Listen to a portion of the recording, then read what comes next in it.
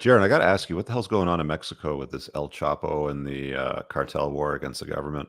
You Oh, seen I'm any of glad. that pop up in Mexico City? Uh, Mexico City, where I live, haven't really, even historically during the drug war, didn't really see too much violence around here. Although I was in Guadalajara at the time, Guadalajara got hit really bad, and at about that point is when I got the hell out of here my first time around. So it's starting to echo kind of what happened in 2008 timeframe or so when they came down. They introduced Plan Mexico. They gave the Mexican government a bunch of money to go against the cartels, and it effectively almost created a civil war. So we're all kind of holding our breath here to make sure that doesn't happen again. But seeing in the news and seeing the memes, they arrested El Chapo's son. They brought him here to Mexico City. He's now in Mexico State at the same prison that El Chapo escaped from twice. So we'll see what happens there.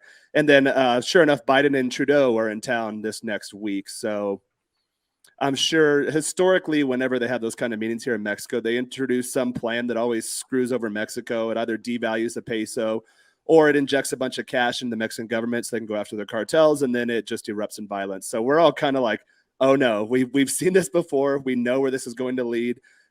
Trudeau and Biden are both idiots. I know that we all know that. So, and then Mexico has a socialist president too. He's not as bad as I thought he would be. I think he's more ineffective than actively bad like a Biden or Trudeau. But Mm. like, oh no, we have three North American socialist leaning leaders, and they just did this whole little operative to get El Chapo's son right before their conference here in Mexico City. So we're just holding our breaths. And I've seen this before, and the last time around it was not fun being down here when that shit kicked off. is it as So tense as now as what it was last time? Because I've seen footage of them burning buses, shooting at planes with 50 cals, it's um, all kinds of That's weird it. stuff. That's in Sinaloa, so it's usually regionalized. So the Yeah, it's on the Sinaloa West cartel, Coast. yeah, it's based in Sinaloa. Culiacan is the capital city of that state. That's where they have a lot of that stuff. Manzanillo or something Back like that too? Manzanillo is in a different state. That's Oh, further okay. down. That's south of Puerto Vallarta.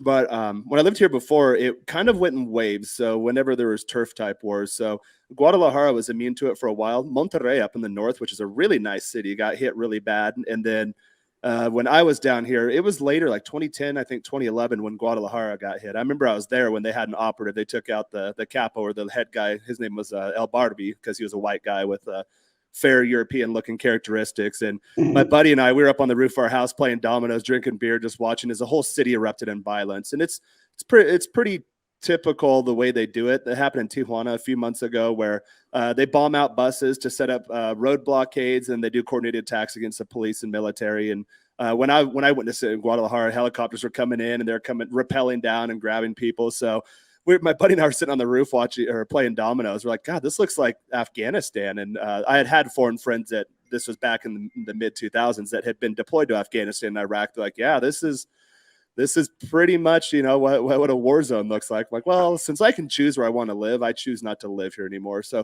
fingers crossed that's not going to happen. This time around, I'm a little more mobile. I like Mexico City, but I have my life set up to where I don't have to live here forever. So I'm still a minimalist enough to where in 2 days I can get the hell out of here and go on to wherever I need to go. So fingers crossed, nothing becomes of it. Mm. It's a one-off thing, but you never know the way politics work these days. so 50. Jaron, essentially, you're getting to see season 4 of Narcos without having to watch it on Netflix. Yeah, I've still never watched Narcos. When my friends in the States like, dude, you got to watch Narcos. I'm like, no, I lived down here during that first time. I don't want to watch it. It got pretty scary. I don't want to see that again.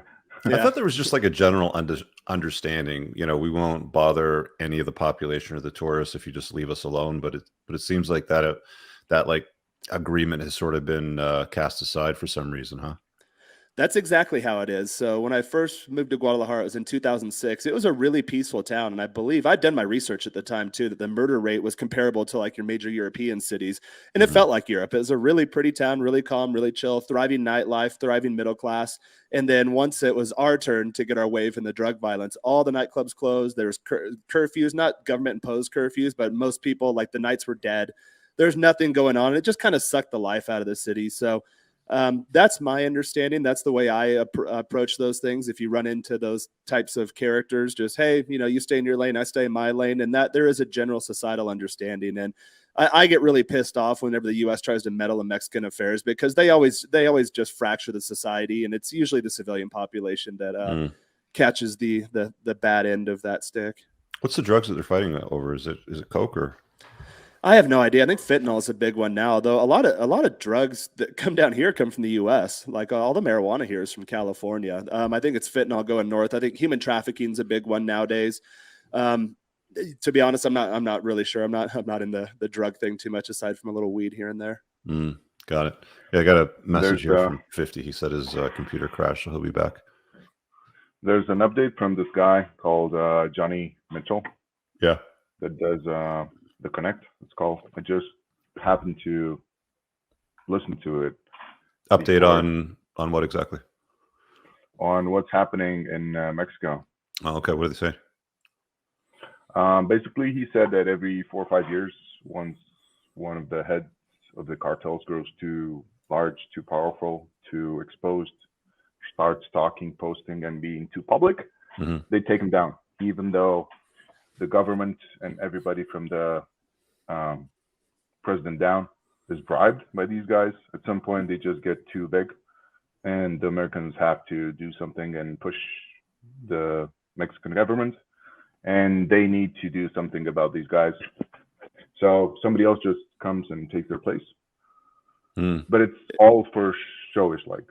It's all for political points too. It's not an accident that it happened right before Biden's visiting the southern border in the U.S. for the first time, and before the North American Leader Summit here. I think it's early next week that's happening. Because I was supposed to go to the U.S. for business, and then you guys internally know one of the big companies I work for. They're like, hey, we need you in Mexico City, to like receive people as part of the whole thing going on. I really hope you guys enjoyed that clip. If you want to watch the full length podcast, you can find that over here. That clip's from. If you're newer to the channel, make sure you hit subscribe over here, and pin down below in the top comment. You'll find a bunch of useful links to my website, my supplement line, books, and a bunch of other stuff.